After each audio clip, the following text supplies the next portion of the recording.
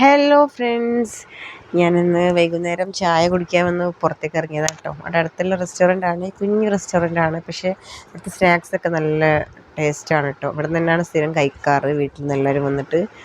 അപ്പം ഞാൻ മോനായിട്ട് വന്ന് എന്നും വൈകുന്നേരം വീട്ടിൽ നിന്ന് ശീലമാണ്, വൈകുന്നേരത്തെ ചായ മസ്റ്റാണ്. അപ്പോൾ ഇന്ന് പുറത്ത് പോയി കഴിക്കാമെന്ന് വിചാരിച്ച് അപ്പോൾ അടുത്ത് തന്നെ വന്ന്.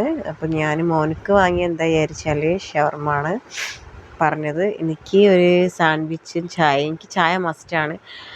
മോനക്കൊരു ലൈം പറഞ്ഞ് തണുപ്പല്ലേ, അപ്പോൾ മോനക്ക് നല്ല തണുപ്പുള്ള എനിക്ക് ഇഷ്ടമാണ് ലൈം കുടിക്കാൻ. ജ്യൂസിനേക്കാളും ഭയങ്കര ഇഷ്ടമാണ് ലൈം, അതുകൊണ്ടാട്ടോ അല്ലെങ്കിൽ ജ്യൂസ് വാങ്ങി കൊടുക്കായിരുന്നു. അപ്പം പിന്നെ ഇത് ഫുള്ളായിട്ട് കഴിക്കൊന്നുമില്ല, എന്തായാലും ഞാൻ കഴിക്കണം, അതുകൊണ്ടാണ് ഞാൻ വാങ്ങാത്ത കേട്ടോ ഷവർമ്മ. ഞാനൊരു സാൻഡ്വിച്ച് കുറേ ആയി കഴിച്ചിട്ട്. ഇപ്പം നല്ല ചായ, അടിപൊളി ചായ കേട്ടോ ഇവിടുത്തെ, മസാല ചായ, സൂപ്പർ ചായ ആണ്.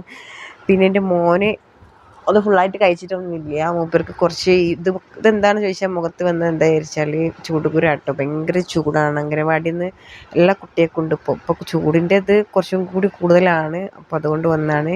കഴിഞ്ഞ പ്രാവശ്യം വന്നിട്ടുണ്ടായിരുന്നു.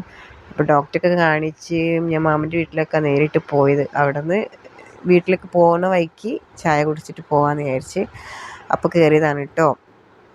അപ്പം നിങ്ങളോട് സ്ഥിരമായിട്ട് ഞാൻ പറയുന്ന പോലെ തന്നെ എൻ്റെ വീഡിയോ ഒക്കെ എല്ലാവരും ലൈക്ക് ചെയ്യണം, ലൈക്ക് ചെയ്യാതിരിക്കരുത്, എന്തായാലും ലൈക്ക് ചെയ്യണം, മസ്റ്റായിട്ടും ലൈക്ക് ചെയ്യണം.